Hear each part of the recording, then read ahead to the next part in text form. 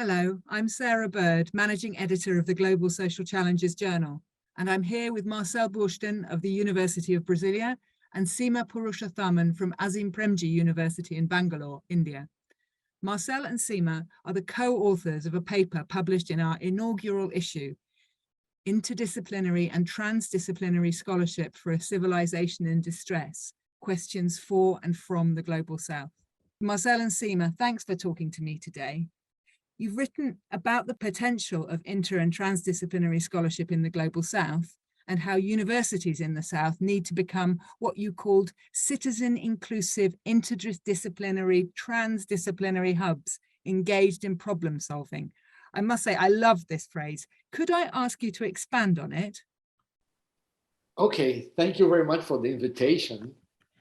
First of all, it was a great pleasure working with Seema because in my view, it's very, very important to put that in a way that our experiences, both in India and in Brazil, can be understood. And the main issue we present is the idea that our universities, first of all, they are young universities. So it's quite a particular case. In being young universities, they are more open to novelties regarding new institutional arrangements. Second, our universities are placed in very specific situations in the Global South.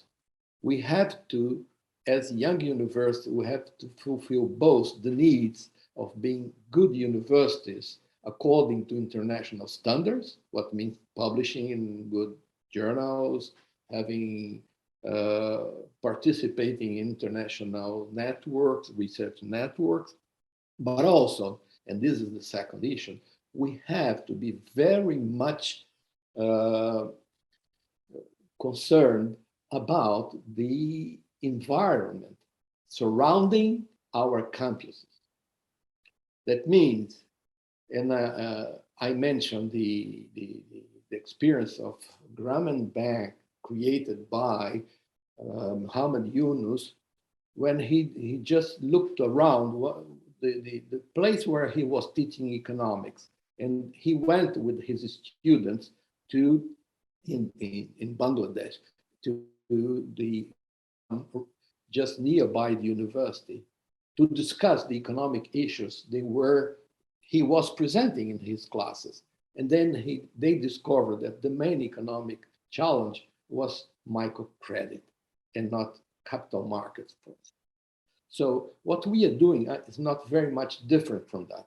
We are facing the realities near our campus and trying to open within the universities spaces so that the communities, but not only the communities, but also the governmental decision makers, or also economic actors, they can interact with those who are producing knowledge, because society produces knowledge. Although we don't call those knowledge science, we call just knowledge. This is a very important feed for codifying that as knowledge. So what are we doing? We are somehow trying to provide spaces in our universities so that we can promote dialogues, we can promote interaction with those actions. These we call hubs. Sorry, I spoke much more than the time I had. But it was really interesting. Thank you, Marcel. Seema, do you have anything to add to Marcel's words? Yes, absolutely. Glad to follow what Marcel was just talking about, the concept of hub, which is imagined as a citizen-driven, citizen-inclusive knowledge production space. What I would add is one examples of situations that have resulted from not following that model and copy pasting knowledge from very dissimilar situations, mostly from what is known as global north. So counterfactual of the example that Marcel gave about the Grameen Bank, the other side of the spectrum, knowledge generation spectrum, stands testimony to the need for following what he just suggested. The two examples that come to my mind are one, the way agricultural science advanced and spread as green revolution into most of our countries. Second example that comes to my mind is also the spread of large irrigation systems, dams, very water intensive production of food. So if we had citizen inclusive bottom up decisions on what kind of knowledge to produce and who all should be involved in it, I think the trajectory of agriculture, food production, and rural livelihoods would have been very different. That makes an awful lot of sense. That's really interesting. Thank you, Seema. I have just one other question for the two of you. Can you identify potential future areas for study, for interdisciplinary and transdisciplinary study in your areas that bring together what you've been talking about? Perhaps Seema could explain that. We have been talking about that. Well, I mean, as we just, Marcel and I, sitting in Brazil and India, have been trying to think together at times and write and collaborate in research as well as writing and teaching, thinking about how to include and integrate sustainability education in the higher education systems of our countries.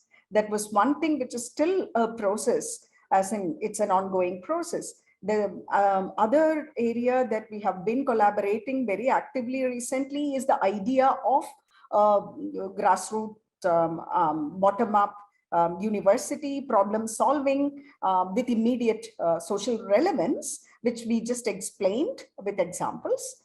And there are many specific instances of, say, the peculiarity of having still relevant alternate systems of knowledge, which is the richness of countries like Brazil and India.